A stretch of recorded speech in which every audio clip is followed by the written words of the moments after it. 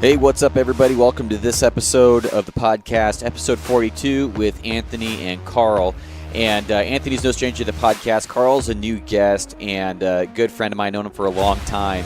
He dabbles in the competition a lot more than a lot of the other people I know, goes to Vegas and stuff like that, also is a hunter. And so he brings a lot of really cool perspective about bringing target accuracy to your hunting setup. And it really turned into just a fun kind of a bullshit session, talking about stabilizers and types of hand releases. And for somebody that's wanting to cross in from the wrist rock, kind of the wrist rocket caliper release, going into a thumb or hinge release, and how he executes a shot and balances his bow, it's just a really fun conversation. So lots of rabbit holes, lots of fun, lots of laughing, and I really had a great time recording with these guys. So hopefully you guys enjoy this episode. I will see you in the end. Bye.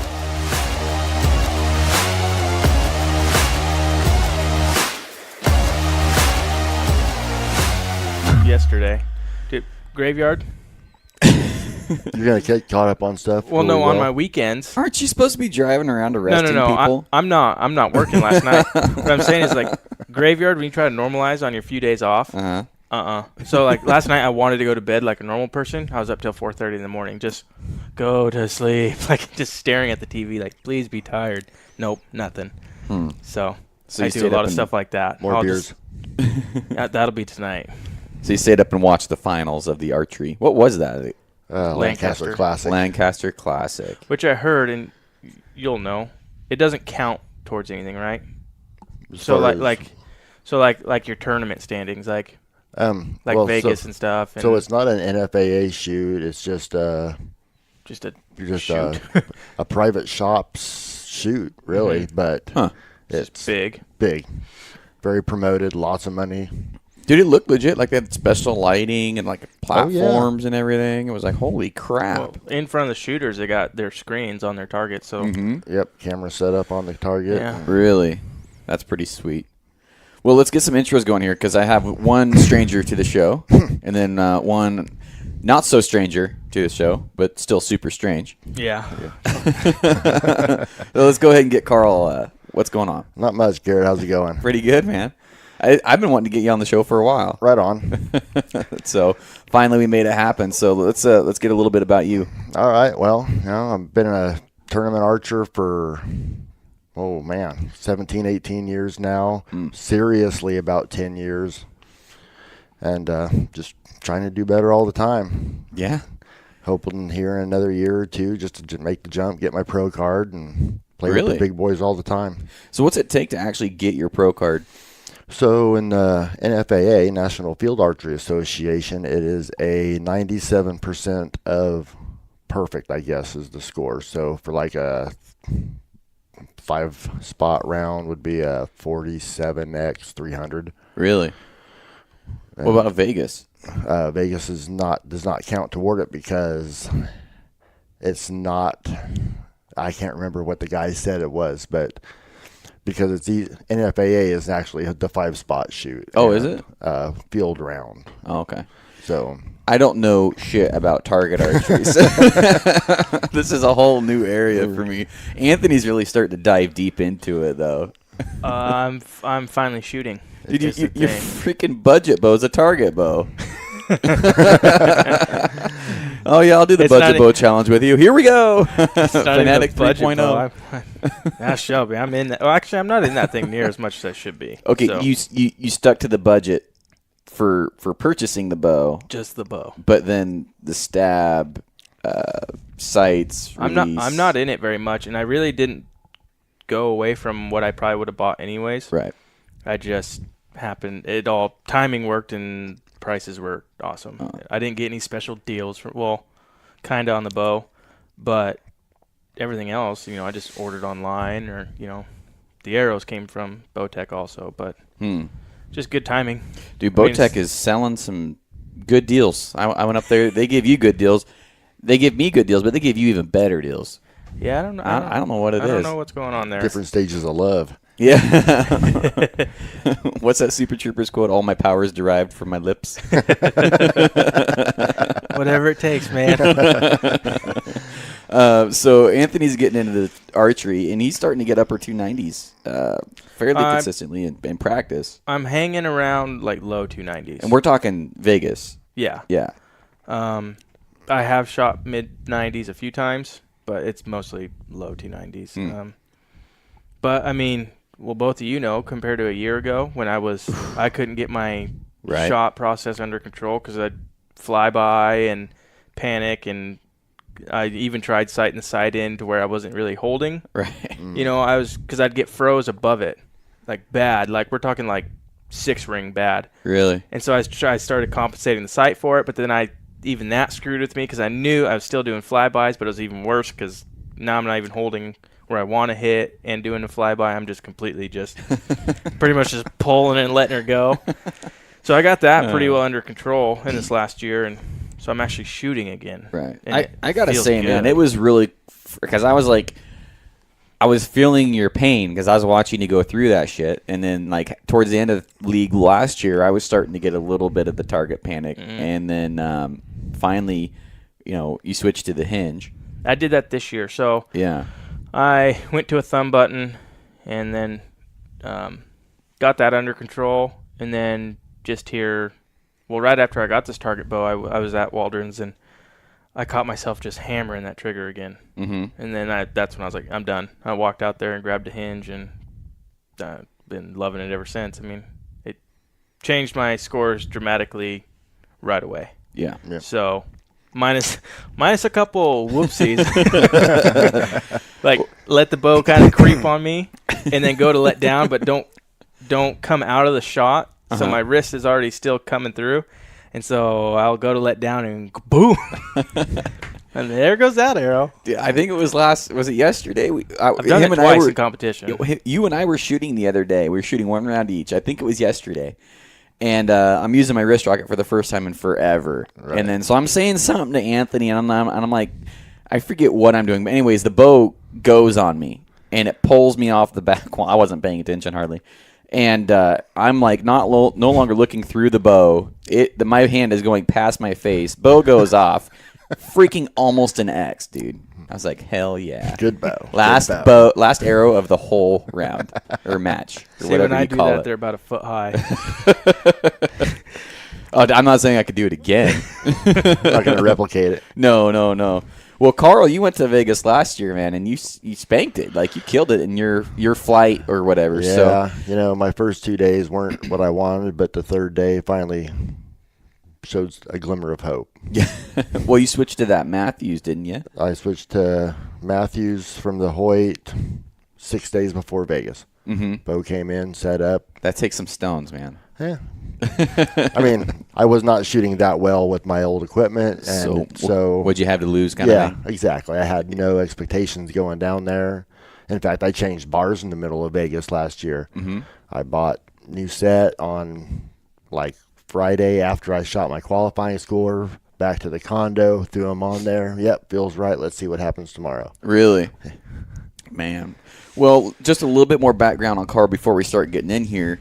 Carl, I met you through Willie, who I talk about all the time on the podcast. The guy taught me how to bow hunt elk. I think you were there one of the first times that we got into elk, or I got into elk with Willie. We were hunting up close to Roseburg, we'll put it that way. Right. And we were getting into elk, and that's back when you could shoot a cow. Yep, that was a long time ago. You've been bow hunting for how many years? I started bow hunting in 98. Really? And so you've been bow hunting longer than you've been target archery hunting. What made you get into target archery? Season's 12 months long when you shoot targets. That's right. And you're still bow hunting? Nope, I have not bow hunted in 3 years. Just, time, a lot of time. The expense of it, taking time off work. I don't know, all the land getting locked up like it has been unless you want to get the permits, which it's fine. That's their business decision to do what they want with. Yeah. That's probably a whole different Pandora's box you could open up. I paid the fine or whatever, the access entry thing, and I'm glad I did. But, man, 15 years ago, you never even would have thought. I mean. That was Millicoma probably. Yep. And it just I think it's actually going to make it better hunting. Oh, sure. For in there. But 15 years ago, it was like, hey, Weyerhaeuser's open for the first time in like Yeah. 7 years. Yeah. Big bulls. Oh, yeah. Awesome times. Awesome. Well, even if it was locked, you could walk it. Yeah. Now, if it's a locked gate, good, you better be darn sure you can walk behind that gate. Right. Any private timber company, Yeah. Yep. like RFP, it says, oh yeah, you can walk in there. Under a level 2. Oh, yeah, which is like May. I mean, That's true. so by end of June, yeah, you're done in Yeah. there. Yeah. If there's snow on the ground, you can be in here. Yeah, exactly. So they're not saying no, but they're definitely not saying yes. So Right. Seneca, they got big signs up now everywhere. Basically, Yeah. just keep the hell out. Yeah. Roseburg lumber. Seneca's pretty bad. Roseburg lumber is starting to go down the same road. Which Seneca didn't used to be like that. No. No. 4 or was just 5 a years couple ago, it years was ago. It's like, pretty yeah, much. come on. Yeah, exactly. You're not driving back here, but you can do whatever else. Exactly. And now it's just like everyone else. Stay out of here. Right. So Well, this episode I was wanting to get in because Anthony's starting to get into the target archery, and then I've been posting pictures of me shooting Vegas with my budget bow and stuff. And so guys are like, stabs. What are you shooting and stuff like that? I'm like, can you post a video on how to use a hinge? I'm like, I know how to use a hinge, but I'm probably not the best guy to teach you how to use a hinge. I haven't punched myself in the face. I haven't done that. That's my only win. I've only been using one for a couple years, and I still feel like I'm learning how to use it. I'm effective with it. I'm consistent with it, but I still haven't figured out exactly, how much of the hand I'm going to use versus my elbow versus, am I going to wrap my wrist around a little bit? There's so many different facets to it, and you and I were talking about this the other day about releases and stuff, and it was like, yeah, I tried this one, junked it, tried this one.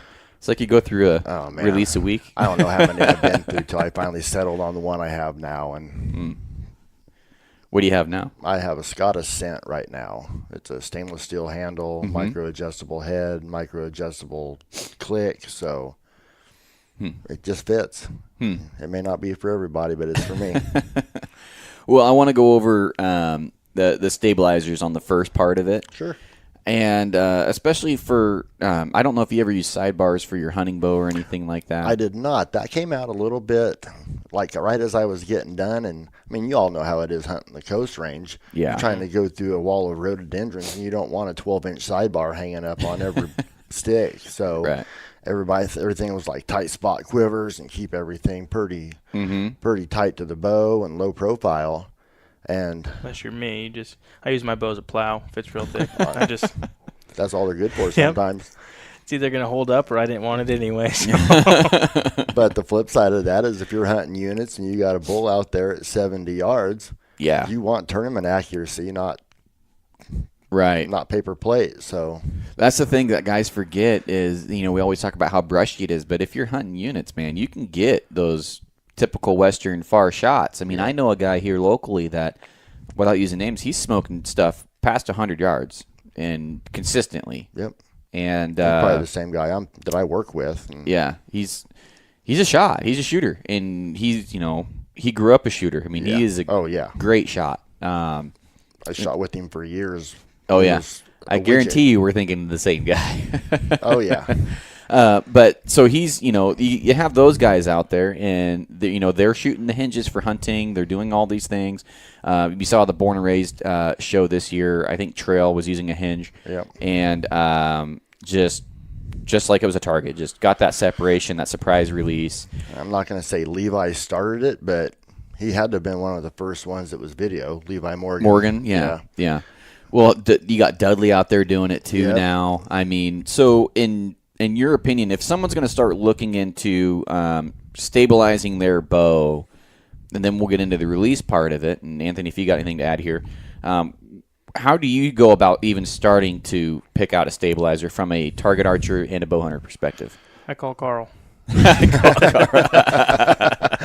Well, my front bar, I've always used about a 12 to 14-inch front bar on my hunting bow. Really? Yeah, because it works. You want the longest bar you can with the most weight that you can handle to stabilize your shot. So I remember when I was shooting bow hunter freestyle in 06 at Reading with a bee stinger that was 10 and a half inches long with a 14-ounce disc on the front of it. Whew.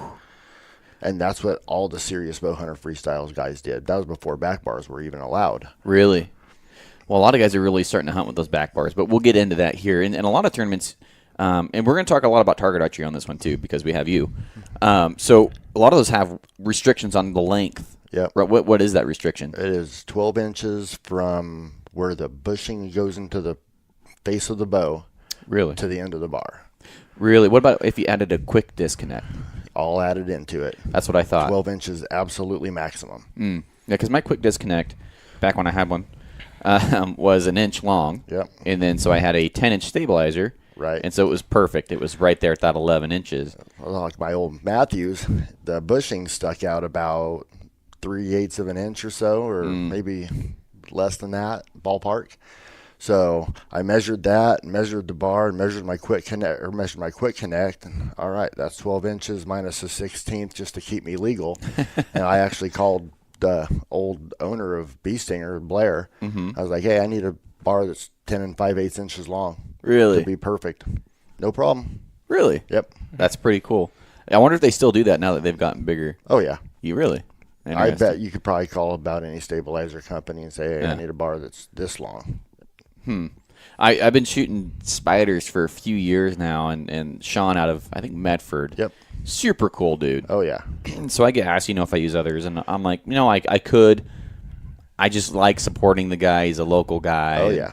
And so I've been using Sean's for a while, and he was really wanting to have me come down there and start doing with the side stabilizers and stuff like that. My biggest hiccup with all that stuff is because, and I may be completely off base here, but from my perspective, I like to try and keep it simple. Right. Although I do have a lot of cool shit on my bows and stuff. I rangefinder, which some guys don't even use rangefinders. I don't want to add in a stabilizer that I feel like I'm going to have to be accurate. Like that's just one more thing that I'm going to have to rely on come time. Then Quivalizer is always a viable option. That seems to be really picking up steam. I've seen a lot of posts with it, but they're ugly though. I shot one on Scott Sharp's bow at Southern Oregon Archery. Okay, he had one on there, and the arrows were hitting me in the back of the hand, and I was really no, dude. But Scott's a cool guy. Scott is a cool guy, and those Quivalizers are pretty popular. Another one that's out on the market right now is what's it called? The crossover. One that's like telescopic.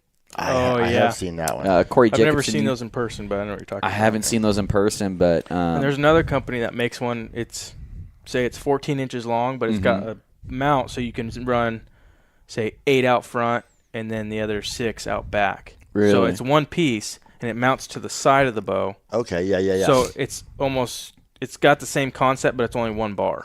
Right. So you're still getting a little bit of weight out front and out back. Interesting. Without having a ton of crap. But see, the one that I've been looking at is one that goes into your regular stabilizer mount, and then immediately it has this bar that comes over and then has this basically clamp where you can offset your stabilizer like 3 inches on the left of your riser, and that'll offset your stab. Yeah, it's almost basically what Anthony was just talking about. But then, is this the one where it has the clamp and then part of the stabilizer can go back? Okay, yeah, it's the same exact one.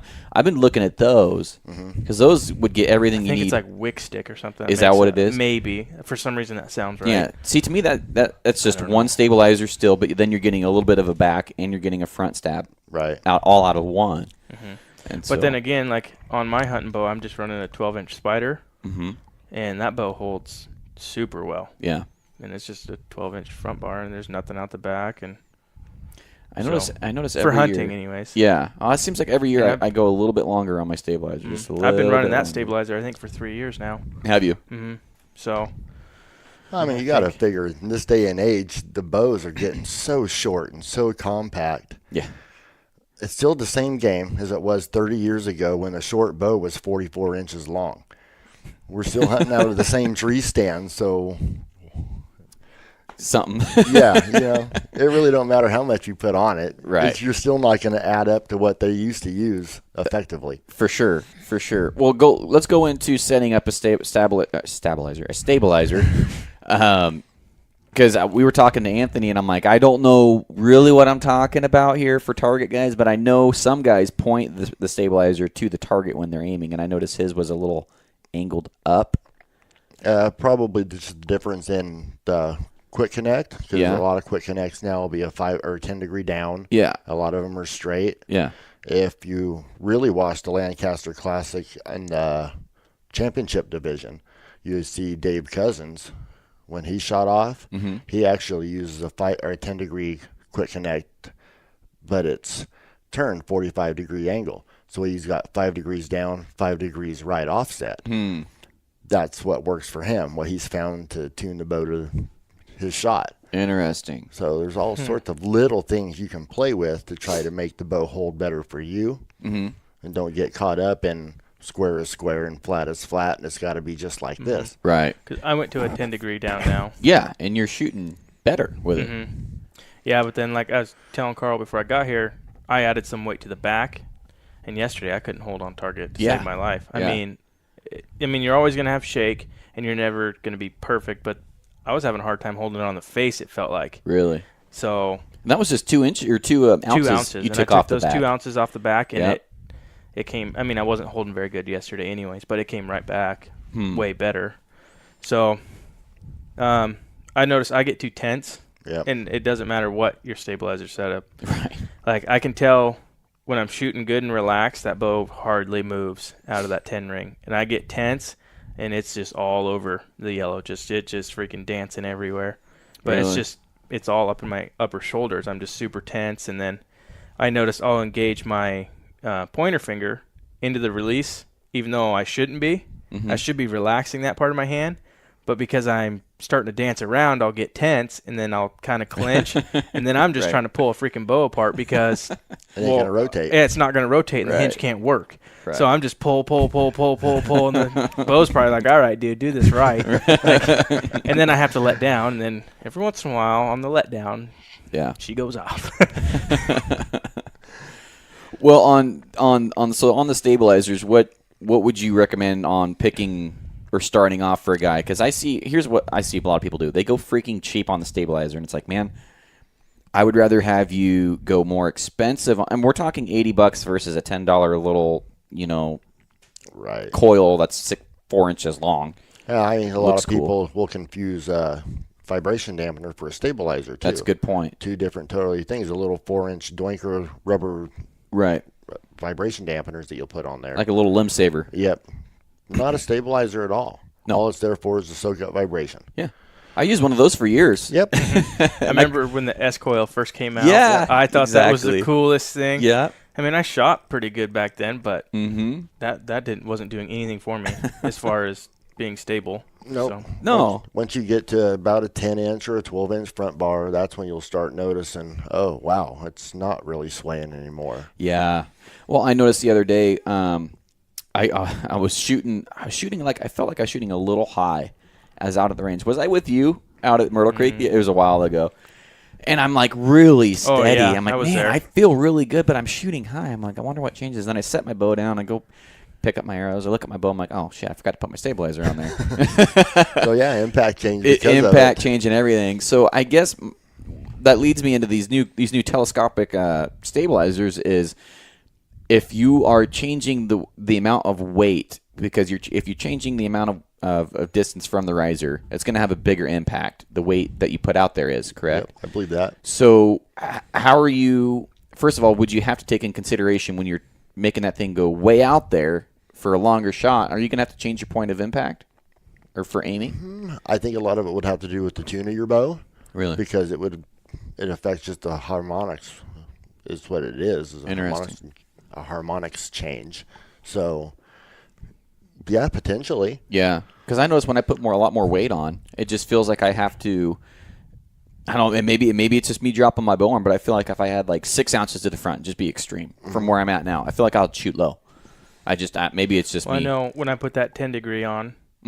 Remember, I was in Waldron's the very next day, and I was shooting great, holding good, but I was just barely touching the bottom of the 10 every time. I'm like, what's going on? And then I remembered, oh yeah, you completely changed the angle of that stabilizer, forcing that bow down. By doing that, by going to that 10 degree, now you're leveraging it down. So it's got the leverage. I wonder if there's not enough weight on those telescopics that it makes a difference for a bow hunter. Or Then what's the point in it? Well, that's true. That's No, I true. mean, and I don't know. I've never touched one of those stabilizers, so I'm not saying yay or nay to them. I don't know. That's been my only hang up with those. And not to stroke myself, here, but it would take a good shot to really notice hitting an X versus hitting the bottom of the 10. That's like me with a bow hunting rig. Buying the 3,000 zeros instead of the 1,000s. I can't outshoot that 3,000 Oh, zero. hell no. So it's the same thing. Like, right. Are you a good enough shot? I mean, there's people out there that are, I'm sure, but yep. Am I a good enough shot to notice the difference? No. Probably not. I had that same conversation with Day 6 Brian. I was talking about, I could notice between 6,000s and .001s or but the .003s to .001s, I can't tell. It's all spine consistency from there for me. So riddle me this. Yeah. So go buy some 5 or 6 thousandths straightness arrows. Mm-hmm. Cut 2 inches off the back or an inch off the back. Yep. Then cut the rest off the front. And if you actually spin them under a dial, they'll be good. They'll be good. Well, and the shorter your arrow, the easier it gets to get that straightness too. Right. I don't have that. Shelby. I'm not that fortunate. Shelby. That's exactly it. Shelby's arrow. So like a 24-inch arrow. Yeah, 24 and a half. Oh, okay, yeah. So her Black Eagles and my Black Eagles last year, they have like they're the deep impacts, and they come with like the sleeve. Yep. So after mine were cut and hers were cut, spinning them, put the sleeve on and screw with that sleeve until it spins true on the little spin tester. Mine, I got them all. They're all good. But, you'd have to screw with that little sleeve a little bit, turn it to get everything square and perfect. Hers, there was so much arrow off of there, you could literally just slap them on, spin them, and it would be absolutely perfect. Yep. Right. So. Right. So, you remove enough material. If I had a shorter draw length, yeah. I don't think I'd ever buy a 1 or a 3,000 straightness. Really? I'd buy 6,000s, cut off the back, save cut the rest money off the front. Yep. Yep. Because it's night and day difference on price. Hell yeah. Well, those new Defender Elites I have here, which I bought from Bowtech, they're like .003, and they're like a beaming grade, but .003, and they're $60 for a dozen. It's a slamming deal. Super good deal. Granted, it's Bowtech, and they sell shit for cheap. I don't know why, but we're chilling on Bowtech here. That's a secret. Trade secret. Don't go to Bowtech. Yeah, we'll get But I'm holding the new Rampage, or not the new Rampage, but the new component system for Black Eagle here. And it's almost like a footer with like an adjustable footer kind of thing. But we're getting way off topic here. We're talking about stabilizers, now we're going over aero components. We'll just stop it right there before we go down that rabbit hole. But that's been my only hang up with the stabilizers is first of all, even with basically an 11-inch, including my quick disconnect, 11-inch stabilizer, I don't feel like I'm getting hung up in the brush or anything. So I feel like I could go to a 14-inch, which seems really long for a hunting rig. Right. But everybody's going to be different. I know you're not just going to ride around in your rig while you're out looking for something to shoot with it. How do you think that buck got up there? Different side of the state, I have a feeling. Yeah, that's Eastern Oregon. But usually even over there, you can't do that. But no, that was. I just picked one up today right from the place, same right guy. Time. Yeah, and it got killed the same way from the truck. Yeah, it's totally doable. But then you could use a 30-inch front bar and a 12-inch. Might as well just take your Prevail or your Fanatic out there and go smoke something. But that one was. Don't tempt me. I'm not a road hunter per se, but when I'm on antibiotics, I have a day and a half, and I know that there's deer right on the road there. I'm going to pound that little section of road until I find what I'm looking for and then get out and make stock. Absolutely. And by Wayne stock, did a good job on that. He did. Some guys don't like the bottom jaw. I wish we were doing videos I got on rid of these, my jaw. Did you? Yeah. I wanted something different, and I wanted something that if I wanted to put it on a table, I could put it on a table. And that one kind of works both ways. We'd have to angle the head a little farther forward to make it more of a table piece, but that's the arrow I shot it with and everything. The black he gave me was really cool. Has a lot of like dark sections. Yeah. In it. Looked really cool. Yeah. Shout out to Wayne. Yeah. But so we've gone over stabilizers, and I even had an idea, and I was talking to Sean about this, and I couldn't get him to bite. But my mind's constantly working, and I backstory to this. I played drums I still play them every once in a while, but I've played drums since I was in 6th grade, and I played drums with intent of making it a career from like 8th grade to when I was like 19 years old. And long story short, didn't work out, didn't do that. But on my drum set, it's a Thomas Stark Classic EFX for the guys that actually play drums on here. It has these things called omni balls. And so it has basically this joint and you can move the drum in any angle you want. And I was thinking, how cool would that be to have a stabilizer system on an Omni ball so you can point it and go any way it'd be unlimited options for tunability and just do that. Because I see guys that are buying, certain degrees, and you have to buy a certain degree this, certain degree that. Well, they got some mounts that move up, down, left, right. I mean, that's like that. For sidebars, but I've never seen one for a front bar. I've never seen one for a front bar. I think that would be freaking sweet. I know they're expensive. Yeah. Well, there you go. Somebody can take that idea and run with it. Just give me my royalties.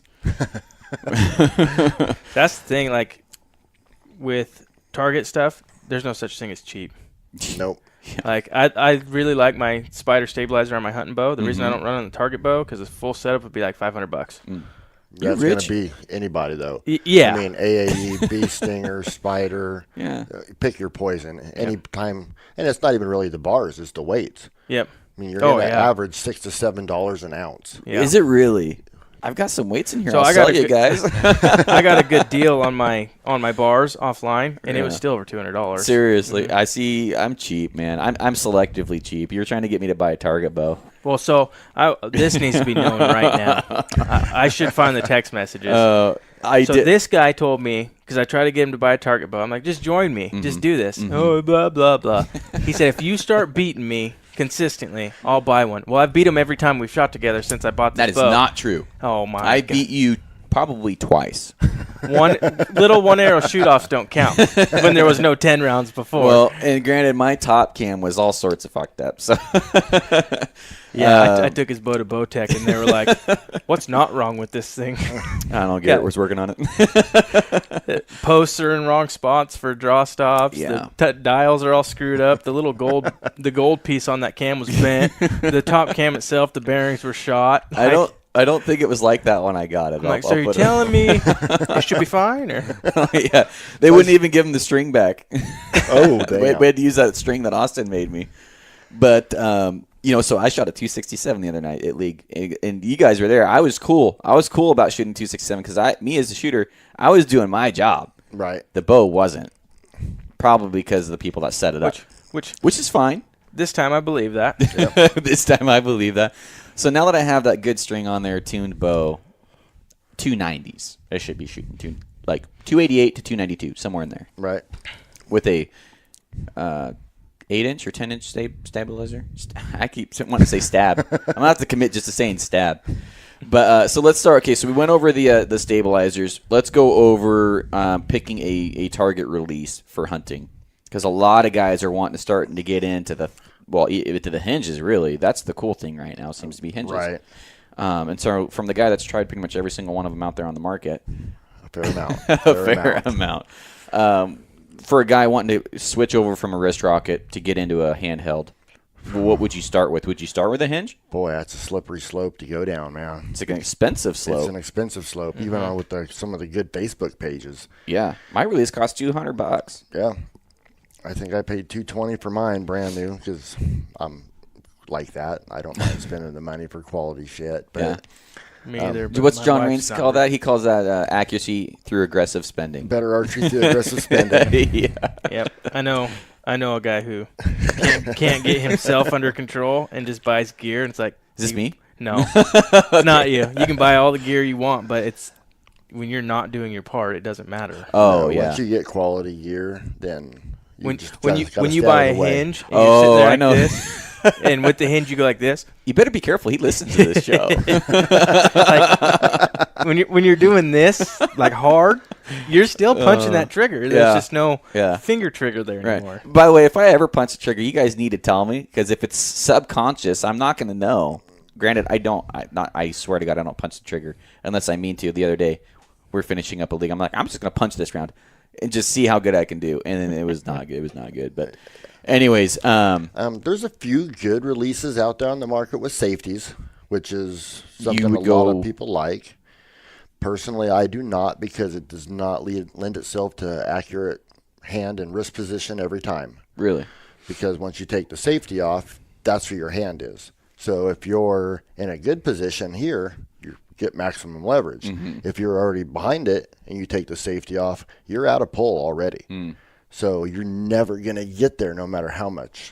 So I shot, remember, I borrowed a back tension from a guy like an actual back tension on the hinge. Was it the one you had me try? Mm-hmm. Oh, and God. it had a safety, and I didn't like the safety because, just that. I had to move my hand, and then I was afraid to re-engage where I was because I didn't want it to go off, so I would just stay where I was. That was one of the tension-activated releases. And I didn't screw with that one a whole lot because I didn't want to screw up his settings because he was being nice enough to let me borrow it. Right. Mm-hmm.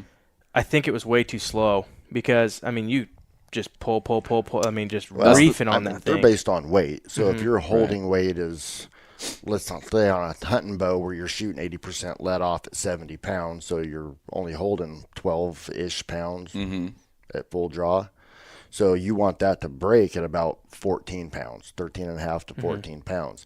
The problem is when you get some weather involved, cold weather is going to make them slow. They're not really consistent. Really? Or they have a tendency to not be consistent. I can't say they're not because I'll get flamed horribly for that. But How dare you, sir? I know. But, I mean, well, my wife started off with one and shot it great indoors, 20 yards, nice and warm environments. You get outside, now you're going to do some angle into it.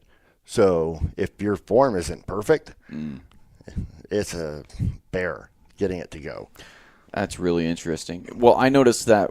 Are you talking about the Butte Falls incident? Okay, yeah. We were both dealing with target panic at that time. And he's the good friend he is. Oh, why don't you try this thing out here? And I told him to start close. That's all I'm going to say. Oh, no, I'm going to start at 60. Yeah. Boom. I probably almost shot their poor house over there, but 300 yards away. it was like 300 yards away.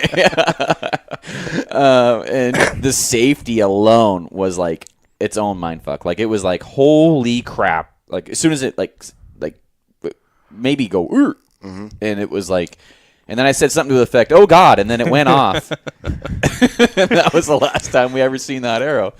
Well, when you shoot with somebody who has shot a hinge a little bit, but not really, so they know what to expect, but not really. Right. Like, I have a good buddy that I shoot with up at Bowtech occasionally, and if I'm standing next to him on the line, when my release clicks, he jumps. Oh, really? Yep. Ah. So I noticed when you were clicking yesterday, I'd catch myself going, oh, okay. And then I'd have to get back in it. Like, when it I would distract first started shooting that hinge, the first few, as soon as it clicked, I'd catch myself doing this. Oh, God. And like dipping out of it and be like, no, just relax. Now I don't. Yeah. I mean, it's only been a month, but I don't really. I can hear it click and I'm fine. But this time last year, I could be at full draw, and if his release clicked, I shoot my arrow because it scared the hell out of me. Just knowing that someone else's bow was going off made me panic. That's funny. Well, my release, sometimes it goes off mid-draw. clicks. It like clicks. It doesn't go off. But now, it see, his clicks. still makes me nervous because he doesn't have a thumb peg. Yeah, that's sketchy. And so he'll be third of the way drawn. And he'll click, and he'll just keep going. I'm like, I mean, it's gonna be funny for me when you break your nose, but right. I mean, it's only a 6,000 sledge. Yeah. Between click and boom. You know what that is? Confidence. There's a fine line. All I know is that I need to bring that wrist a little farther towards my face, and I'm good. Yep. So for me, because I'm starting to get guys ask me about hinges and stuff, because I am such an advocate of hinge release. It makes archery fun again for a guy that struggled with target panic with a wrist rocket or finger release.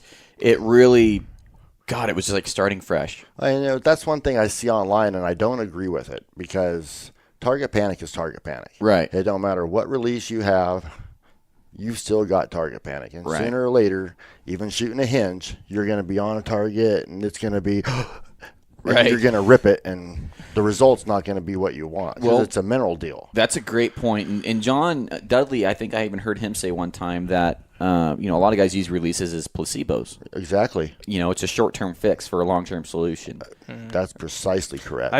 I think I said that right. I always have to just tell I said it in league jokingly, but I was serious. Like the Dory just keep swimming thing. I literally will say that in my head, just keep pulling. Yep. Like I'll find myself wanting to whip my wrist around. No, just keep in it. You're fine. Who gives a crap where it goes? I mean, just obviously if I start floating way out, I'll let down. But right. If it's just dancing around, just keep going. I mean, because a lot of times the shot will break and I'll be like, oh God. and I'll look and it'll be a solid 10 or a nice X, and it's like it felt like it should have been like a 7, but because I did my part, the bow did what it's supposed to do. And well, the more I shoot target, and the more I talk to guys like Carl here that got their shit figured out. It just seems like the guys that are shooting 300s, not only did they have a good shot execution, but a lot of it, I'd say most of it, for me personally, and correct me if I'm wrong, Carl, but it just seems like they're steadier. It's all about how steady can you get that bow. Because if, like, they're talking about, yeah, my pin floats around the X. My pin floats around the freaking yellow, dude. I'm not that much different. Really? But, and you find a sight reticle that allows you to relax and just aim. Mm-hmm. You don't want to try to force it into the middle because that's when it gets worse. The more you can just relax and stare behind the pin, X, until it breaks. And I think shooting a recurve, I think, helped me also. Yeah, it did. Because I used to catch myself focusing on the pin. Right. And now I almost never even see my pin. I just stare at the X, and obviously I'm having to kind of stare through my pin, but I'm just staring down range. I don't really ever focus I don't up even close. shoot a pin for indoors. You don't what? I don't have a pin. Really? Nothing. It's called a true spot scope. Just the center 1/4 inch is magnified of my lens. The one that you use when you're shooting with us? Uh-huh. I'm going to have to look through that thing. Absolutely. So you don't have – explain that in greater depth. So the theory is your brain, most people are OCD.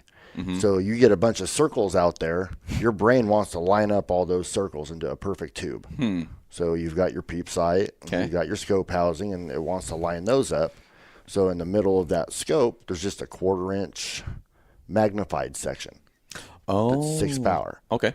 So that's just another circle that it wants to line 6 up. 6 power. Uh-huh. Jesus.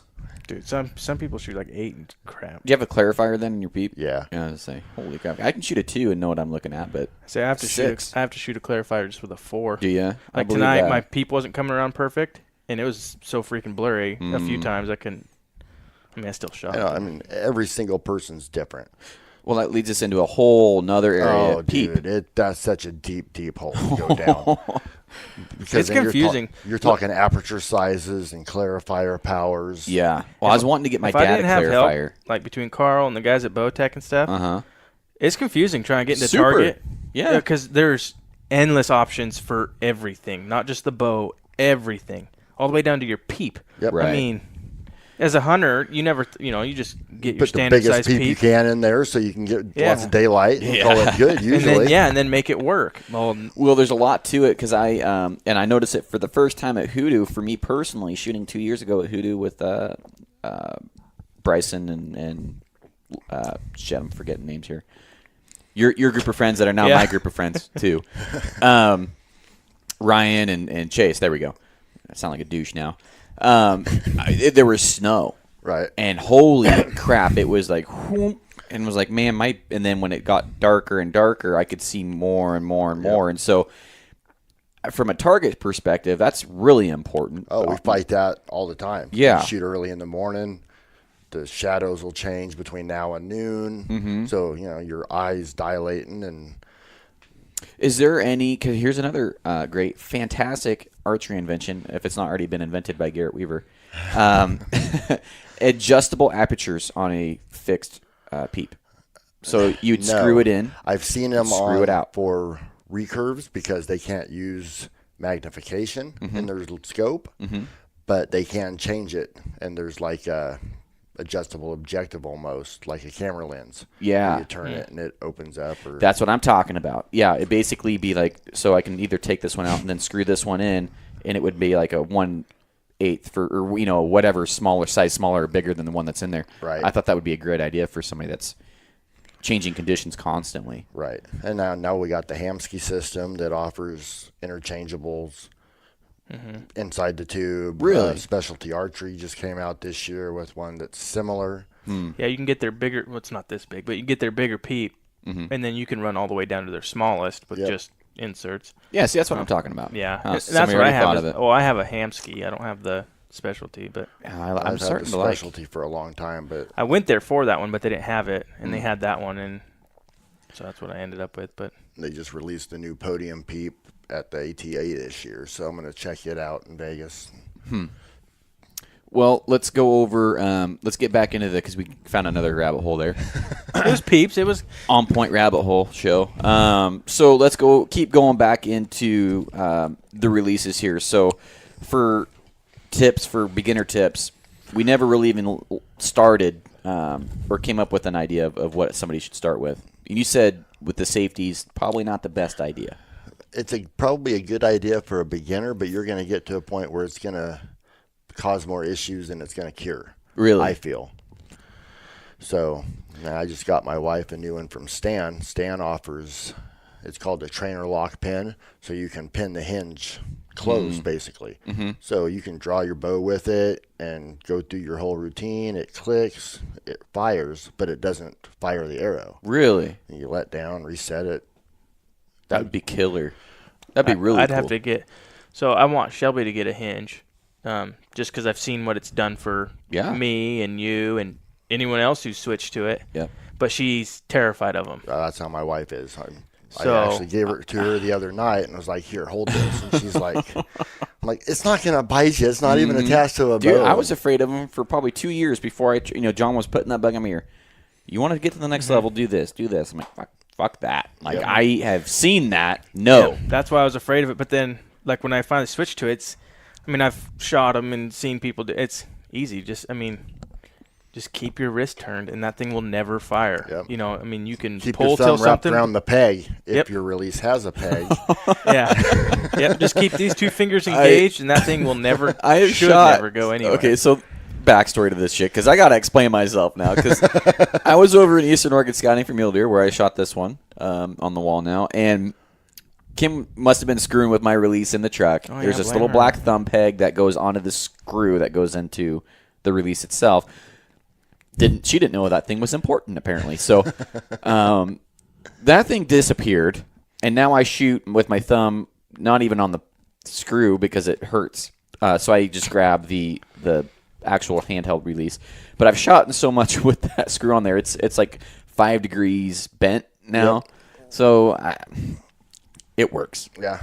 But it does. True Ball. They make new ones. Yeah, they should. Yeah, no, they'd probably give you one. They need to make one that's all just one piece, not one that screws out of itself, because I find that to be silly for people who have wives that screw with their archery releases. On yours, can't you change its position? Oh, yeah. It's got 3 different spots on there. I use the HBC, the honey badger claw. Yeah, there we go. See, so mine's just got the one set spot. Right. So, yeah, why it removes is kind of weird to me, because where else are you going to put it? Are you going to get rid of it? I hope not. When you get rid of the thumb peg, that's called expert mode. No. You're going to learn that someday. I'm going to have to get to that level. Yeah. I can guarantee you, if that peg wasn't there, I'd punch myself in the face at least twice around. When I got my first hand, so my backstory, let's go back to probably 90 or 2007-ish, 2 or 3 years after I'd first shot Redding. Mm-hmm. And, shooting okay. I've never been a great pin shooter. I can sometimes hit the target and sometimes not, and I was not okay with that. But we shot up the canyon, coming back down. It was like a 23-yarder at a huge dot, and I was shooting my bowhunter freestyle setup. I put the arrow in the middle of that target, and I had a total panic moment. Almost missed the whole target at 23 yards. In fact, I did. I shot a 0. Oh. So, okay, time to reassess the situation now if I want to get better at this. So then I got home and ordered, back then it was just a True Ball Ultra 3 is all it's called. Just a little blue aluminum 3-fingered release hinge. Mm-hmm. And I totally committed to that. Best move I ever made. Really? Yeah. So for somebody that's looking to learn the release, what would be your best suggestion? Because I know from my journey, that thing right there, I'm pointing to the Aki bow, that thing was like crack for somebody wanting to learn how to use I would definitely vouch for that. The Aki bow, gosh. Actually, there were several training aids that companies make. Saunders makes one called, I think it's the Firing Line Trainer, where it's just got a loop out the back and you just play with it. I actually found a huge O-ring that's about 12 inches in diameter, tied a D-loop to it, and it lets me play with the releases. And that's a great deal because you're never going to punch yourself in the mouth with those I types just of used things. Paracord. Yep, And just tied it paracord off to where I works. could anchor where I'd normally anchor. Yep. And then just practice that way. Because, Really? if it goes off, a little piece of cord hits my face. You don't even feel it instead of, 60 pounds of pressure from my fist popping me right in the nose. See, I like the idea of actually using something like a bow, but not having and being able to dry fire it without having to send an arrow down. And, if you wanted to go cheaper, John Dudley makes a training aid too. He does. Yeah. I think they're like $15 or something like Yeah. that. It's like a wooden handle. Yep. And Right. So if you're wanting to do cheap, that'd be a good one. Well, it's just for me. It think. seems like a lot of guys are really on the fence about even with the thumb releases and stuff like that. If I was going to switch from a wrist rocket to a handheld release, I completely overlook the thumb pegs because guys, it's just way too easy to punch. Mm-hmm. Well, I mean, and it's all training, right? If you want it bad enough, you'll do it. So what I would recommend doing is no matter what release you want to shoot, put a target in your closet, get your bow out, and without even firing an arrow, just draw and aim until you can't aim no more and let down. Because you have to. So target panic stems from when we all started shooting archery. You go to the shop your first time and they give you a bow and, all right, this is a release. This is how you're going to do it. You're going to put an arrow in here. You're going to draw back and you're going to put the pin on the target. You're going to hold it in the middle and you're going to squeeze the trigger. So first time you do it, that was fairly easy. You do it again. And then all of a sudden you're just doing drive-bys because that's how you're basically trained from day one. So you have to It's natural. untrain yourself that just because the pin's in the middle, you don't have to fire it. And that's a long process to go through. But Right. at the end of the day, it will make you so much better because that's where your smooth shot execution comes from, knowing you don't have to hammer it because it's in the middle. Right. Well, when I was shooting my my wrist rocket the other day with Anthony, it was like I was holding deep. Like I was just holding. I'm like, man, I'm waiting for that finger to put enough pressure on it. And man, I felt like I was holding forever. But I hardly ever left the spot. And with the trigger release prior to using the hinge, it was like, okay, it's there. It's a pop right there, But I was holding 20, 25 seconds into my shots, and then finally it would go off, Right. just like a hinge. And I was using different parts because I noticed when I use the hinge, it spills over into my wrist rocket when I'm hunting.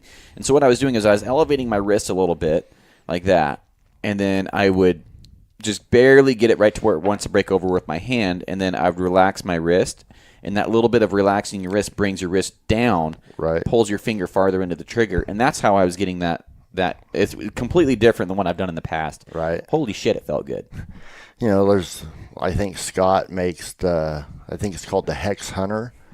That's actually got a wrist strap on it, and you pull your bow back similar to using a wrist rocket release, but it's a hinge head. So you just grab it and activate it like a hinge, but it's also attached to your wrist. And I think that's probably a really good in between a wrist release and a hinge. What one is that? I think it's called the Scott Hex Hunter. Scott Hex Hunter. See, my biggest hang up is I lose shit when I'm out in the woods.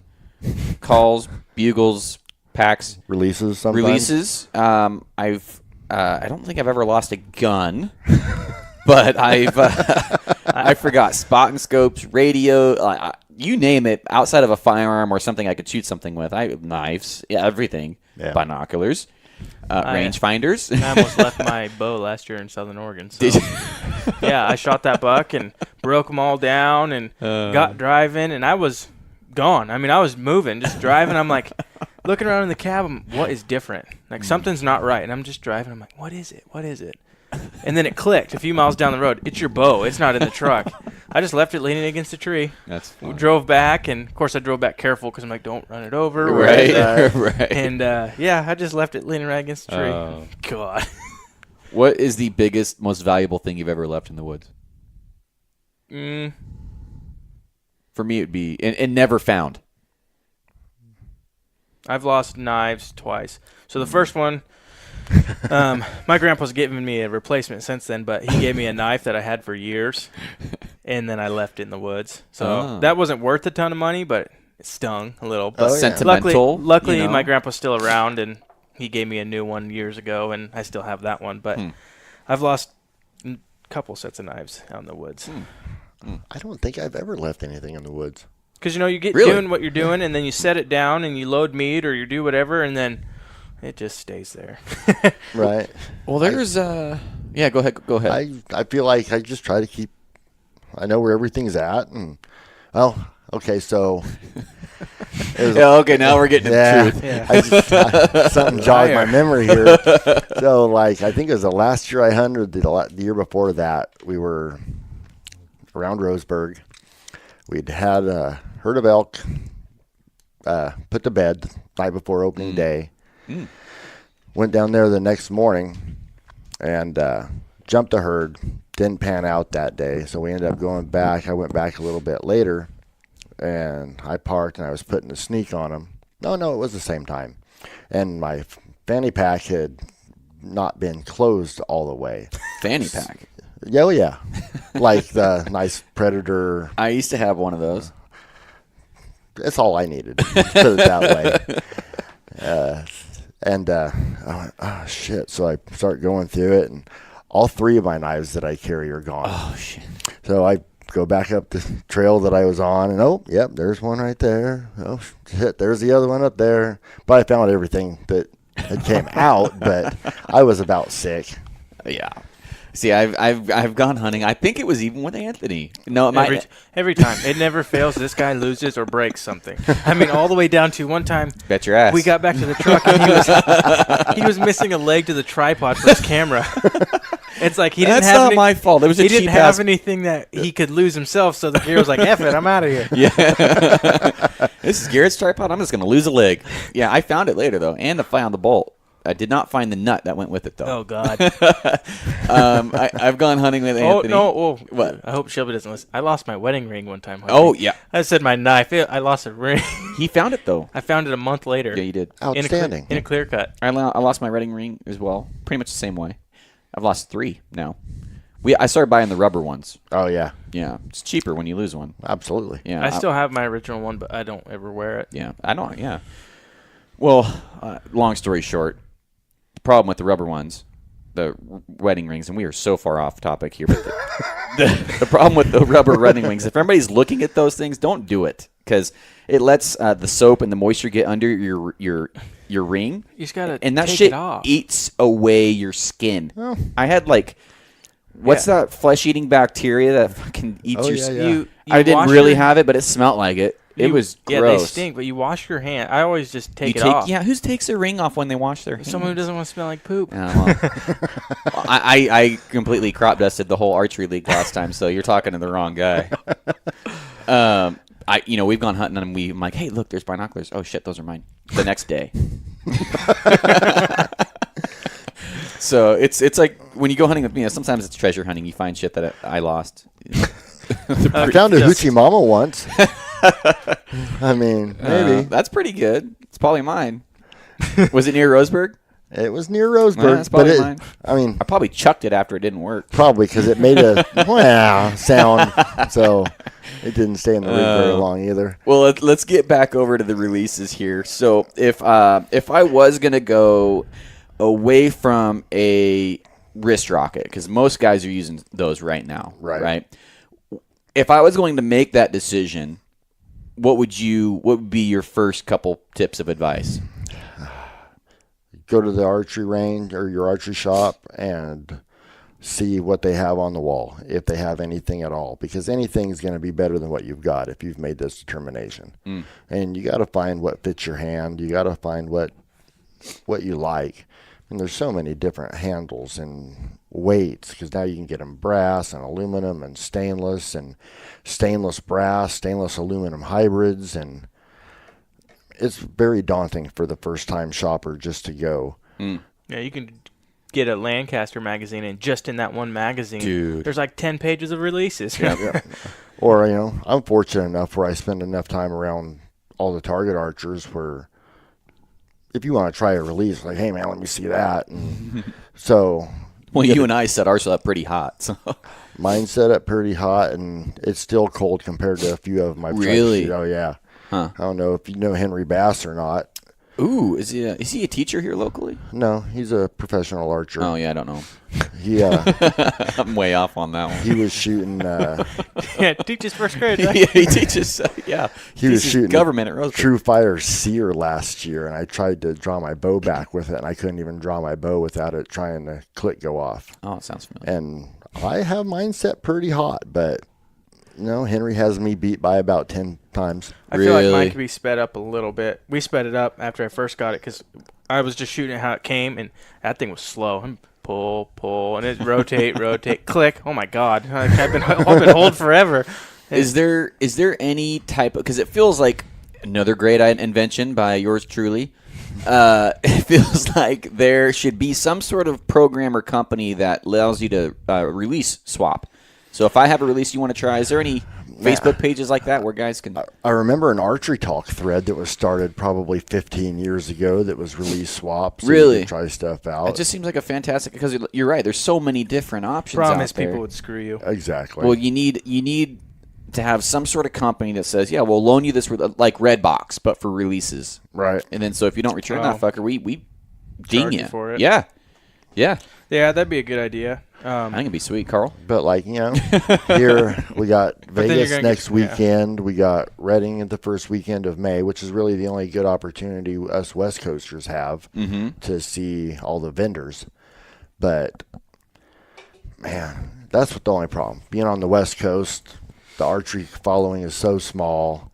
Compared to Pennsylvania. Comparative to the Midwest. That's why you and the look East at Coast. like the pro lineup at all these big tournaments, and most of them are from the East Coast. Yep. And it's not just because they're better shooters; there's just more of them. You know, you get 1,000 shooters from there and 100 from the West Coast. Well, obviously, you're apparently Trad's a big deal over there too. Yeah, it's actually what do you call a Pennsylvania resident? Pennsylvanian? That's what I'd go with. Shout out to Pennsylvanians. We actually got quite a few that listen to the show. Oh yeah. Yeah. Shout out to you guys over there.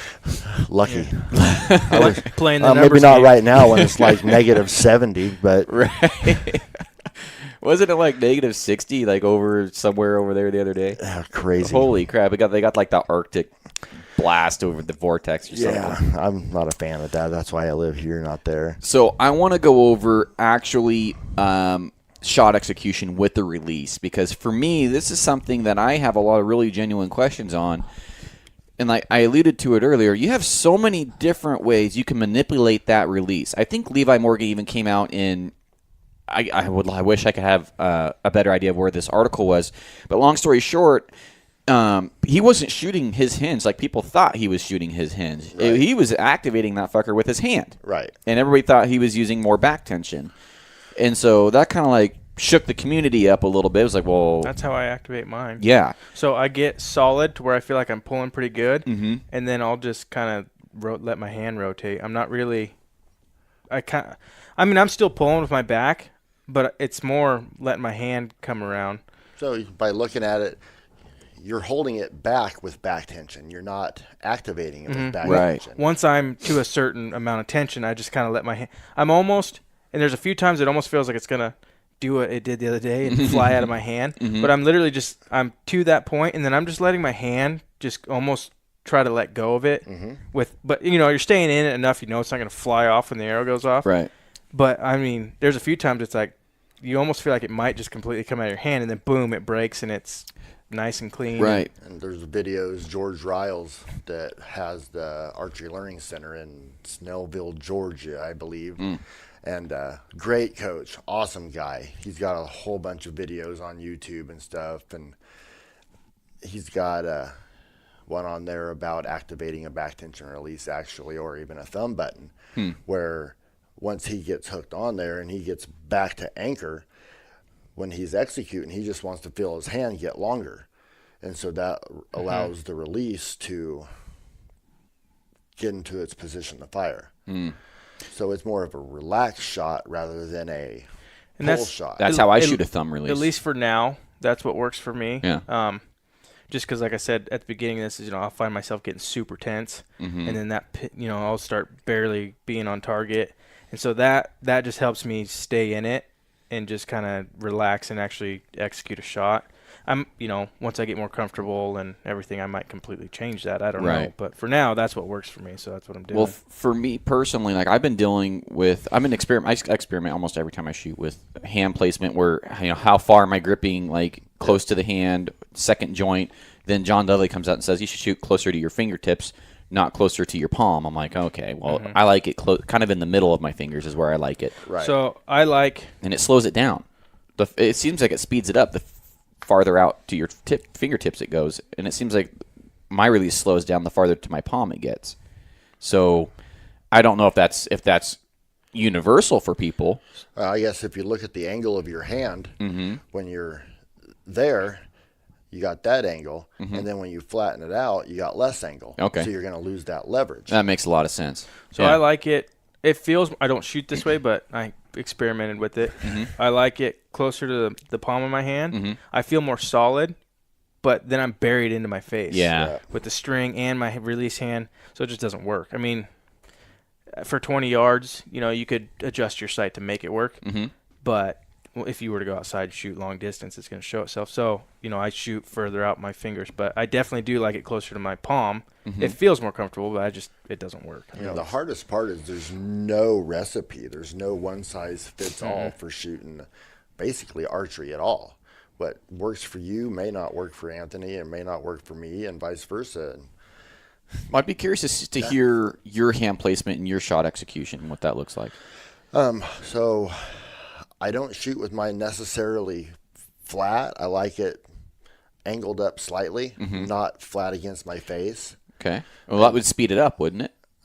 Flatter would speed it up. Yeah, like the more horizontal. Correct. But you also get to a point where it's really easy to pull it off your face.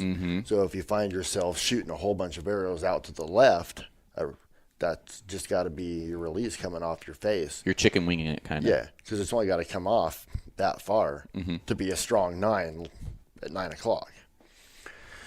So that's been my real big focus this indoor season is solid anchor, keeping it there and going straight through with at least I know I'm not coming away from my face. If I'm going to miss, it's almost never left. That's funny. Brian said something about it the other night when we shot. Out of 30 arrows, I only had 1 or 2 that were on the left side of center. If they were out, they were right, or they were in the middle line. I was never going left. Yep. So are you that's pulling? good. Are you pulling through with your elbow? Or are you relaxing with your fingers? I do more of a relax. I find because I'm trying to build tension, you don't want to build tension. The more relaxed you are shooting a hinge, the easier it's going to go off. The tighter you are, the harder it's going to fight you. So I find myself just nice and relaxed, and once my index finger relaxes enough, it blasts. Makes sense. Well, what I've been doing is anchoring.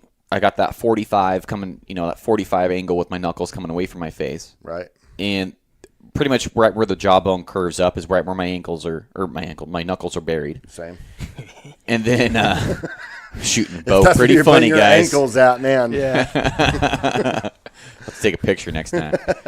And I relax. Buried like that. I relax until I hear the click, my index finger, and then I start wrapping my elbow around. And the thing that I struggled with is that when I relax my hand and I go farther out towards my fingertips, is that my peep starts moving on me because I'm relaxing and that string is going farther and farther away from my face. You're getting into the valley. Yeah. So that's where you got to really maintain your back tension. That's where if you relax this at all, it's going to go forward and let you creep. So that hand position right there, if this moves, if it's moving as far as you think it is, I have a feeling you're just relaxing your whole hand rather than just your index finger. If only your index finger. That's probably relaxes. what it is. Yeah, because it's moving. It feels like it's moving off and away, like by a 45-degree angle for my face, and I'm like, God dang it, And so I'll just finish the shot, and then I'll focus on using my elbow more and more and more and more, less than my hand. Basically, this one's going to relax, and this one's going to get a little tighter. So it's almost just like Yep. See, I haven't been squeezing my ring finger because I just don't want to. I'm trying to get to the point where all I have to do is relax. Right. Because I don't want to get punchy with my fingers, and I feel like relaxing is. Well, so 2 or 3 months of blind bailing, when you're just you and the release, no sight, no target, and you're just sitting there just shooting arrows at 3 feet. I've done a lot of that. And that's truly how you get to master the release. Yeah. Yeah. And that's, like I said, that's where my I came up and I shot probably 500 shots through my AccuBow with my release the first week I had the release. I'm like, I'm just going to, before I even get to the range, I'm going to be confident that I'm not going to punch myself in the face. And so after 2 weeks, I was already out shooting myself with a wrist rocket. Right. On a Vegas face. And I was like, that's really impressive for changing a release. That made such a big difference. Right. And the reason is because I went from shooting with target panic to not shooting with target panic. Right. And then I've just focused on shot execution is 100%. Kind of like I had Shot IQ, Mr. Turner on here the other day. Right. And he said, it's because you're, long story short, listen to that episode. It was a great episode. But I really took that stuff to heart, and I was applying what he was talking about on there, and it hasn't come back at all. I think what helps me too is it makes your mind think of something else. So So aiming is almost a secondary for me now. I'm more focused on what this back end of my body's doing, and I'm paying attention and I'm focused down there too. But my mind is more worried about what's going on here. So that just kind of happens, instead of am I holding it close to the middle, and then no, it's just I have a feeling that's where a lot of your nines are coming from, because you're not 100% into the. I got a lot of work to do with me and that bow still, but it's been leaps and bounds in a year. Setting up a hinge, the way I set it up personally, is click it on my bow.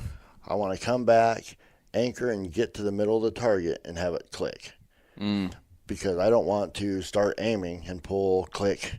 Oh, okay, now I got to start aiming again. Yeah. So you could almost speed yours up just a hair more. Oh, yeah, I think I could. Just to get it to click when you settle in. Click, boom. Instead of click, now we're going to go for it. Right. Yeah, some guys get rid of the click. I like it. I like it. I like the click. I don't like it for hunting, but I like it. Right.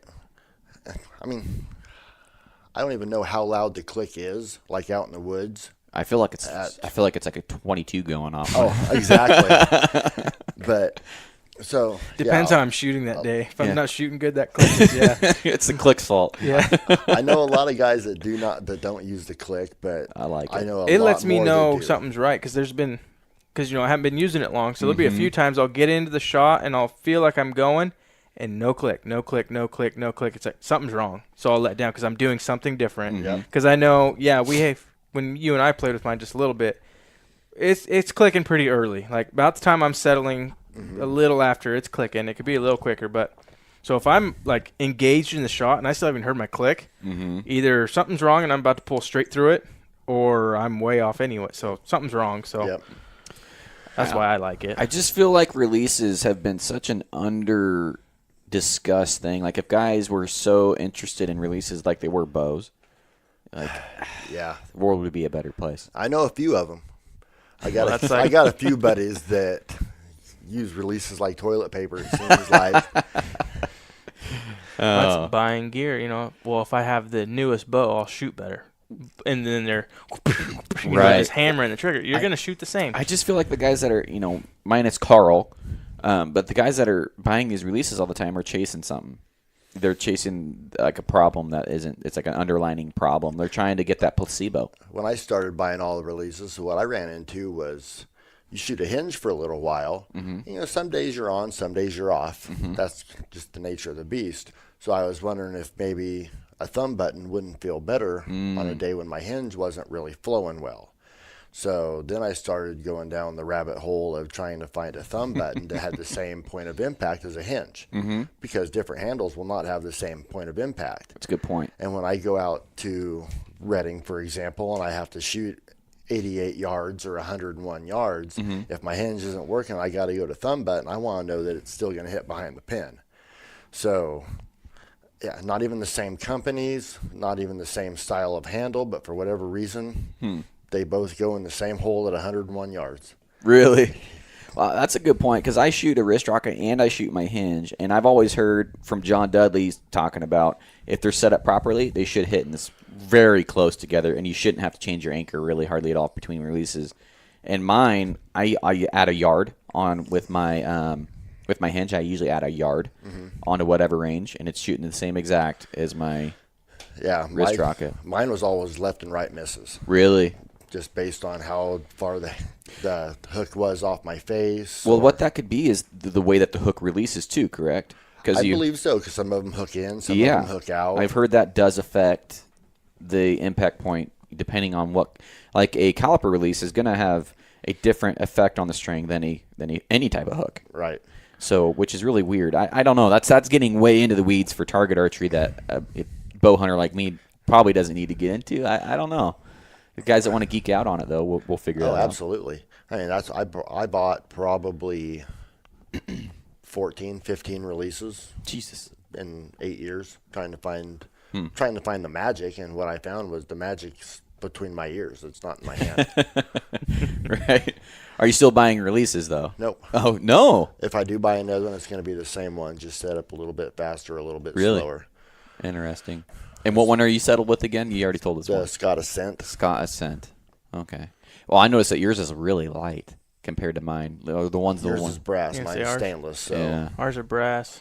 I don't know if I like the heavy or the light. When I pack yours guys, when I hold your guys', it's like nice. It's like, man, this is. But when I have that thing, I feel like I'm holding on to something. Like, if it's heavy, it's expensive, or if it's heavy, it's if nice. You punch yourself in the mouth with it with brass knuckles instead of stainless, I don't even want to hear that. But is there anything that you feel we should have covered with the releases and the stabilizers for somebody trying to up their game? For stabilizers, we talked about it down at the shop here a week or two ago about balancing bows and the new product that came out. Yeah, that thing was sweet. Do you know what that's called? I do not, off the top of my head. Just, describe it for folks that if you had to describe it. So basically, it's a jig that you mount your bow in, and you add weights to it until it's perfectly balanced. Right. And some guys like a balanced bow. I personally do not, because I feel like I'm not as accurate with a balanced bow. You got quiver on one side, sight on one side. Now you got a back bar on the other side that's balancing that out. You got your front bar that's pulling down while you're pulling back against it. Let-offs are getting higher and higher and higher. Now we're up in the 90% let-offs for some bows. Right. And at 90% let-off, if you relax into it, I bet you could move that bow a foot at 60 yards pretty easily. Oh, yeah. So I'm going to use my back bar to bias it. I'm going to move it out or add more weight until I have to rotate a little bit into it with my forearm and my hand to get that movement out of it. So the sidebar is for when you draw your bow back, and then that bow, sometimes it does that initial waggle back or wiggle back and forth. Right. How much is that for keeping a good level? Takes time. You got to play with it because what's perfectly balanced and level could be wiggly. You add a little bit of bias to it. Now it's going to drag your bubble off to the right, so you're going to have to move it back to the left. But that little movement is what's going to take that shake out of the front. Makes sense. And it doesn't have to be a huge movement or pounds of weight. So I guess going back to bars kind of here. So you know how you get that wiggle? Are certain bars stiffer because I feel like if I come back into my bow too hard, it'll start wiggling a little bit on me. I almost have to let down because by the time I recover from that, I'm already 10 seconds into the shot, and it's like, no. That's more user error than bar error because now you're going to pull it through the axles, and it's going to move. So it's just. But I want to blame the gear. Oh, I understand. How dare buy you, some sir? New stuff? Yeah. I can sell you. I got something I can sell you. But you come back nice and smooth, and it settles in. That it should not move very much. How I got explained to it was because it's gonna be different for everyone. Sure. Is when you come to full draw and you settle into your anchor, your weight should be positioned right to where that bow's, if you're on level ground, should level itself just naturally in your hand. You shouldn't have to really fight it to get it, which I'm not quite there yet. Still, John Rain's bow, dude, it was like a workout just to get that fucker level.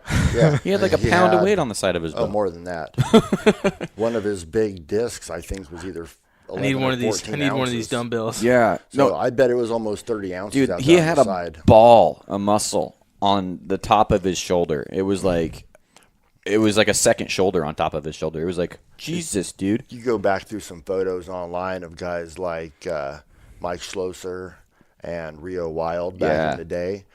I don't even know how much Rio put on his sidebar straight out. Really? Yeah, huge amounts of bias. But dude, just you turn into it when you're shooting in 30-mile-an-hour winds all the time. You got to settle it down somehow. That makes sense. That's how they did it. Well, we haven't even talked about shooting a hinge in the wind. That's its own problem. That is its own problem. Yeah. And that's the main reason I have not used it for hunting is because that. a lot of 3D shoots. Yeah, I'm excited this year. I shot my first 3D shoot with my hinge. I did okay. I would have shot better with the trigger. I know I would have, but Well, you got fog fucked too. I did. Yeah. When the target's disappearing in the fog and it's a 120-yard target for score, good luck. I hit it right in the guts. Hey, Yeah, it's points. Yeah, it was 5. Give me 5. Give me 5. I'm going to be able to do a lot of 3D this year. I wasn't able to last year because of work, but I'll be able to this year. I'll tell you what. You kick my ass throughout the summer. I'm just going to have to keep beating him. In 3 years, to be like, well, if you just keep But beating see, me. I'm here to witness it now. Yeah. I'll be shooting with a fixed pin here later too. I won't even have my because I still have the challenge of that budget bow. I can't shoot my Fast Eddie XL, which is gonna suck. I really love. I'm gonna try and find a used Fast Eddie XL for The only budget time I bow. might, if shooting mine, is some of these shoots, they're set up for fun where you got to like take a knee and stuff. Mm-hmm. It's going to be a bitch. Oh yeah. Oh, dude. Now I know how to. Now yeah. Yeah. You're telling me you're kryptonite now. It's just a long bow. You got a lot of stuff going on. If I have to get on my knees to take a shot, it's gonna suck. I know I've practiced out at the gun club a few times trying to get good 80-yard marks, and out there in that field, there's always a wind and an eddy, and I've been out there sometimes, and it's just blowing all the way off, just lose the whole butt. Yeah. Nope, not going to shoot that one. Yep. But you go to a national event, You have to. you have to. So you can either learn to controlled manipulate or shoot between the gusts. That's the way that I shoot is between the gusts, and then I mean, kind of both, but controlled manipulate because you have a finite amount of time. It's like, okay, let's get this fucker to go off Right. here. Especially when you're training for a hunting situation where you might Yeah. not have 25 seconds to wait for the gust of wind to die, where you might have to manipulate one. I mean, your own skill level, so you're not going to do anything at a long range at that, but if it's trying to blow your whole bow over because, a bow's a sail once you got it full of arrows and everything else. That's my biggest thing is shooting with wind. It's like, I know where I need to aim because I just shot enough. I know the ballistics of my arrow or where it's going to go. Right. It's just getting that pin to stay where it needs to be. I asked Willie about Lakeside about 12 years ago. Yeah. It was early January. We were going over for the 3D shoot at Lakeside. And storming like a son of a bitch. We were retarded for even going. But, all right, saddle up, let's go. We drove over there, and rain was blowing. Don't even know what it was. 35, 40 miles an hour, pretty sustained. Mm-hmm. You're down in the reprod, and everything's nice and cool. Yep. And then you come out into this big flat, and there's a wolf target out there. And, I can see it, and it's just a haze behind the rain. I get up there and I shoot and I aim, hindquarters on this wolf target, and I miss all the way in front of it. Really? Holy smokes. Willie gets up there, and I don't even know how far behind its ass he held and smoked. Really? You son of a bitch. So, that was my first experience shooting in real wind. Yeah. I'm way more experienced now, but I still nothing I would just go do to have fun. Well, when is Vegas coming up? Next weekend. Next weekend. Well, I guarantee, because I'm going to upload this probably tonight. So if guys want to follow you at Vegas, is that going to add any extra pressure to you? No, not a bit. So how do they follow your score and where you're at? Go on the App Store and download. It's called the Vegas Shoot app. Okay. And then I'll be Vegas Shoot app stalking you. I'm going to Vegas download Shoot it. at Flashlight's me. on. Huh? Your flashlight's on. Is it? Trying to blind me. Is that why my battery's dead? Yeah, just the Vegas Shoot app. Cool. You go down to details Mm-hmm. and you search, type in the name of the archer you want to follow. That's cool. There I am right there. Yeah. I'll get my shooting time probably Tuesday or Wednesday. Didn't you win your flight last year? I'd like to be more proud of that than I am, but it was 10th flight, so it's hard to be Cocky. ecstatic. Yeah. Especially when I was, well, like I said, I didn't have early expectations when I went down. New bow, new year, everything. Yeah. And so I shot like a 295 and a 292, and it put me in 10th flight. Is where I ended up. And I don't know. I was smiled on that day and shot a 300 to win my flight. And I think the guy that finished behind me actually shot a 298 or 299. Really? Huh. So it was a good battle, but That's pretty cool. yeah, What a way to shoot your first 300 at I don't freaking disagree. Vegas. That was pretty cool. Yeah. People probably call me a sandbagger for shooting a 300 in oh, 10th flight absolutely. to win it. Yeah. But that's not my gig. It's just one of those things happen, and Yeah. to shoot my very first 300 ever at that event, that's pretty special. That is pretty cool. So I'll be following you in probably texting you and everything. Oh, I'm sure while you're Facebook there. will be seeing Yeah. some posts. And If your stuff. if your pants are vibrating right when you're in the X, you know who Oh it no! is. Everything gets turned off when it's time to shoot. It's like serious go time. Perfect. It's not league, so. Well, I'm wishing you the best of luck, man. Thanks, man. And Anthony, is there anything you wanted to add before we wrap this thing up? The only thing I would, it's gonna be a rabbit hole though, is scopes. Touch on scopes. Ah. Rests are pretty straightforward. Yeah. I feel like, but that's another thing that you've got 1,000 options on. Oh, absolutely. Yeah. We didn't even talk about rests. That's a whole nother podcast. Yeah, rests are pretty straightforward. I think if you look, I mean, you just got different makes, and some have more adjustments than others, and Well, there's a Stuff few like that, but- yeah, we could get into that because there's a few like the ripcord lock that I am drooling over. But I guess if you like failure, someone is gonna hammer you about that. bring it. I'm just waiting. If I get 1 star because of that, oh my gosh. Yeah, for tournament archery, I'm a blade guy. There's a lot of guys that are shooting the Hamsky followaways now. Those things are good. Those things are good. Uh, Vapor Trail makes a really nice limb-driven rest. That, in fact, that's what I shot my 300 with. Was just a plain Really? old limb driver. Not even a micro adjust. Just put it on there. Eyeballed it. 2 arrows. It was I will give you bare shaft tuned. $50, sir, to use a whisker biscuit at Vegas. Not gonna happen. That's a sponsorship I'll do without. So in wrap up of this thing, I just to reiterate what you said is just shoot some releases, just like bows. Just shoot some releases. Yep. Figure out what's out there. If you Develop- spend your time around any archers at all, we are a great community. It's totally different than Usually, anything yeah. else. If you go Usually. to shoot, Well, you're still gonna get. I've Well. met some sour apples. oh, we'll say, absolutely. There's douchebags everywhere, but but 99%. Kind of like the archery, trad archery community. They don't eat their own like compound shooters do. oh, dude, That was one thing.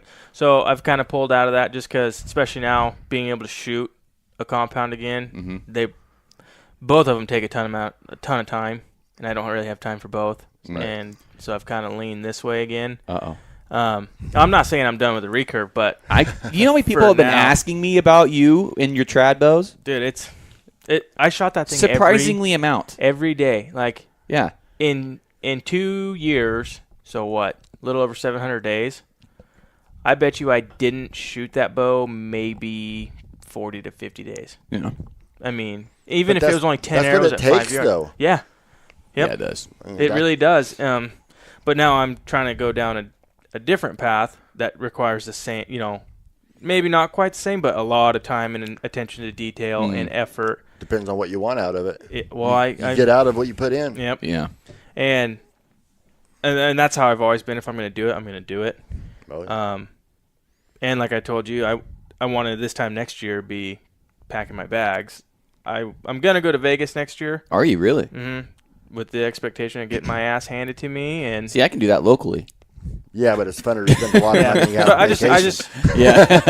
I just want the experience. The first time I went 5 years ago, there's a whole lot of indoor shoots up and down I-5 for the last 3 months, and I shot most all of them, and I was averaging 297, 298, throwing up the occasional 299. I'm going to Vegas thinking, I'm some pretty hot shit here. We're going to do all right. And then Vegas. And then 295. Well, that's weird. Next day, it's got to be better. 293. Could not hold it in the middle. Couldn't execute. Vegas happened.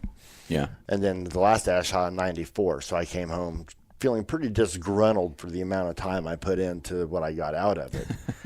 Well, you could take beta blockers like the guy last year that won it. Well, in flights it wouldn't matter. Yeah, they it wouldn't test matter. in Hey, flights, there but you go. They don't test that's still for not that. my speed, because then I'll come home and I'll get U8 at work or something like that, and it's just not worth it. Yeah. Anthony's going to get drunk right before he shoots them.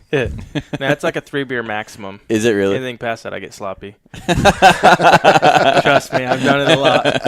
3-4 beers, man, I can just hold all day. Nice. You heard it first. Shoot and drink with Anthony. Yeah. No. I get 6 in, I'm like, and the woohoo. Yeah, we're talking pounders. Yeah. So, well, let's wrap this thing up, guys. And Carl,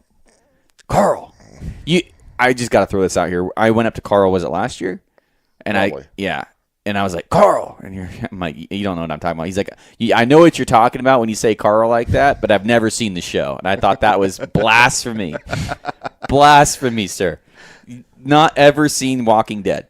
Still haven't seen Walking Dead to this day? Walking Dead. No. I'm not a TV guy. It's about 3 seasons too long now.